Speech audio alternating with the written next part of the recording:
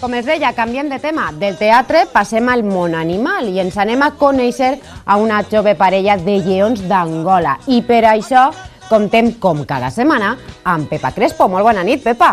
Molt bona nit. Una parella de lleons a mi me pareix un animal meravellós. Sí, jo penso que és una imatge d'aixes idíl·liques, no? d'una estampa africana, no? D'una estampa de la sabana, no? Ens recorda, pues no sé, a Memòries d'Àfrica, no? Inclús eixa part, no? Molt de recordar les primeres aventures, no? Sempre el lleó, vulguis o no, el rei de la selva, no? I bueno, és una imatge impressionant, des de luego. És un animal imperial. Per a mi, la imatge que tinc al cap quan parlem de lleons és fort, és gran, no és dels més grans que hi ha a la sabana, però és potent. I parlem ara mateix de l'Ubango, que ja té parelleta. Bé, està incorporant-se, més que parelletes, en la primera que està portant endavant el que és el procés d'aclimatar-se, no? Que fixa't que el que és interessant és que la gent entenga com han canviat el que són els processos dins de parcs com Bioparc, de tot l'equip tècnic, els esforços que fa perquè el benestar dels animals sempre vagi com toca, és a dir, poquet a poquet el ritme el marca els propis animals, tots el que és els cuidadors, i en aquest cas a més està tot l'equip tècnic pendent, van donant aquests passos en funció de lo que ells saben del seu coneixement, però sempre tenen que tindre en compte les característiques de cadascun dels individus, que no tots són iguals. Parlem d'aquesta paciència que té que tindre la natura i els humans amb ells, perquè després de la mort de Teimoso, que era el lleó que... el macho alfa. Clar, era el mascle de la manada que n'hi havia. Va morir, per tant, queden només les femelles i hi ha que incorporar un mascle. Però tot el món pot pensar, bueno, doncs clavem dins l'Ubango i ja està. No. Tenen que acceptar-ho elles. Clar.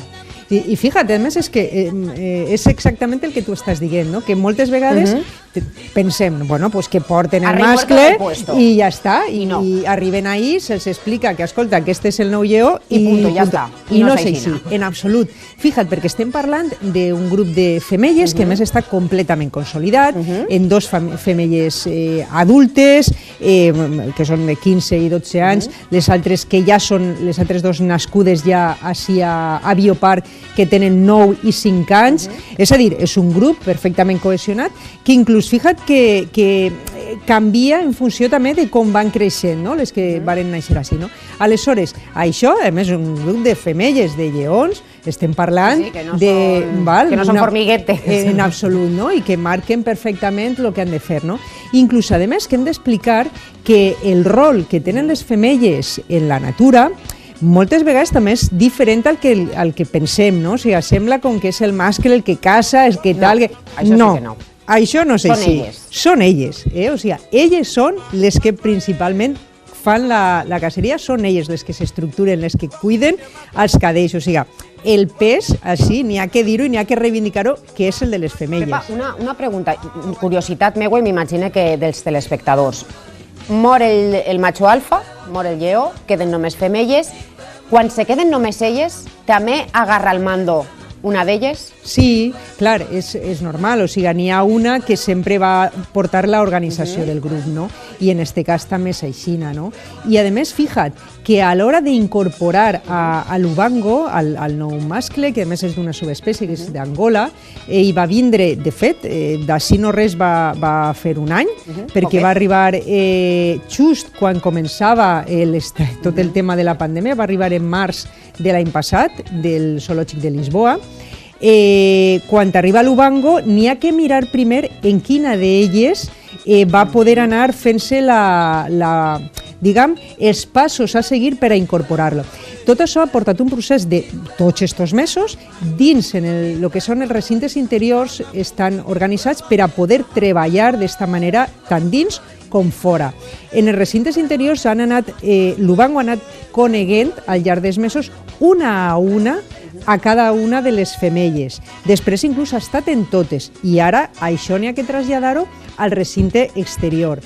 Primer va estar ell eixint a soles unes hores i després eixir al grup de femelles per a reconèixer l'espai, per a familiaritzar-se, etc. No? I ara és el procés de fora, en el recinte exterior, on el veiem sempre, a més ahir quan es fica damunt de les roques de veure que és l'estampa eixa que tu dius tan impressionant, pues ha començat en la més joveneta, que és Xanga, que té 5 anyets. És bobo, Sembla la joveneta. També ha sigut més que res, ja te dic, o sigui, per el que han vist, per el caràcter sobretot també, el que han vist els cuidadors, que la millor relació anava per ahir, no? Això t'anava a dir, una vegada heu introduït, per dir-ho així, a l'ubango amb les femelles, hi ha una femella ara que és la macho alfa, per així dir, femella alfa.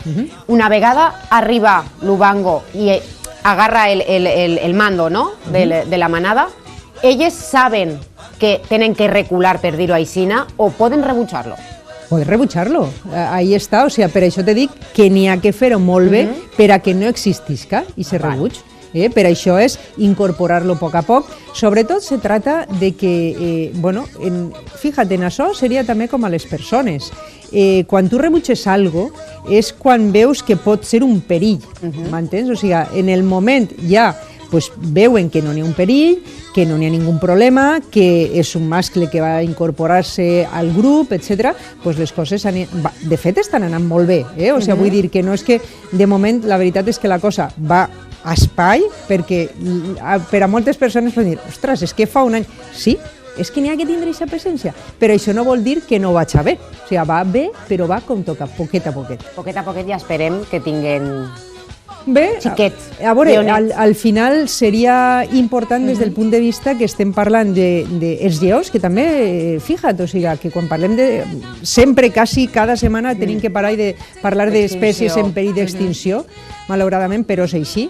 Els lleons estan ara mateixa com a vulnerables dins de la llista roja de la UICN. Això vol dir que estan a un pas de ja començar a estar en perill. O sigui, vulnerable ja és com la meitat, m'entens? Que cap allà ja la cosa se va ficant molt més complicada. Les dades són, la veritat és que són molt fortes, no? O sigui, al voltant de 25.000 animals quedarien d'esta subespècie en estat silvestre. Això ja, sobretot, fija't, en el cas de lleó ens mostra quin és l'estat de conservació en general i de deterioro de lo que són els hàbitats on necessiten viure aquestes espècies. No? O sigui, és com si fos un termòmetre que ens està indicant aquesta llumeneta roja, no? D'una espècie que a priori podem pensar que no està en perill d'extinció, perquè, pues, bueno, però és que el seu hàbitat s'ha reduït moltíssim, o sigui, una verdadera barbaritat, no? Aleshores hem d'estar pendents. I gràcies a Bioparc esteu tan pendents que l'ubango entra a Bioparc des de ja fa un any, però ara ja està introduint-se a misses femelles a veure si aconseguim que isguen, no? Gràcies a Bioparc, entre uns altres, a que isguen d'aquesta llista roja de vulnerabilitat. Sí, sobretot és conscienciar a les persones, com diguen sempre, de l'estat de la natura, de que tots els animals són importants, que la biodiversitat és això, o sigui, la conservació de tota la riquesa que tenim. I a més, estaves dient, per exemple, el lleó, estem parlant del segon felí més gran del planeta. El primer és el tigre, no? Però són uns animals impressionants, la seva melena, les característiques, no? Inclús coses que la gent a lo millor li resulta curiós. El color del pelatge pues és per a camuflar-se, però en aquest cas és per a camuflar-se per atacar, perquè ells ataquen esperant, o sigui, corren, perquè arriben a córrer més de 50 km per hora, però ells s'amaguen, se mimetitzen i ataquen, no? A més, en aquestes estratègies que organitzen les lleones. A mi me pareix un animal meravellós i me pareix increïble que estiga en aquesta llista roja, no d'extinció, però sí de vulnerabilitat. Sí, no, o sigui, és la llista roja d'extinció, però en un moment ja crític. De començar a tindre molt en compte d'aquesta espècie. Però en Bioparc esteu molt pendents de tot això i jo sé que l'ubango ens donarà moltes alegries. Esperem que sí. De moment, ara ja es pot veure. Per els matins està el mascle, l'ubango, amb la femella, i per les vesprades ja està tot el grup de les femelles. A poc aniran a incorporar-se el reste, una a una, el reste de femelles, hasta que al final puguen estar tots junts. Com a rei de la selva, les coses de palacio van despacio. Pepa, moltíssimes gràcies per estar amb nosaltres una setmana més. Com sempre a vosaltres. Bona nit. Moltíssimes gràcies, Pepa.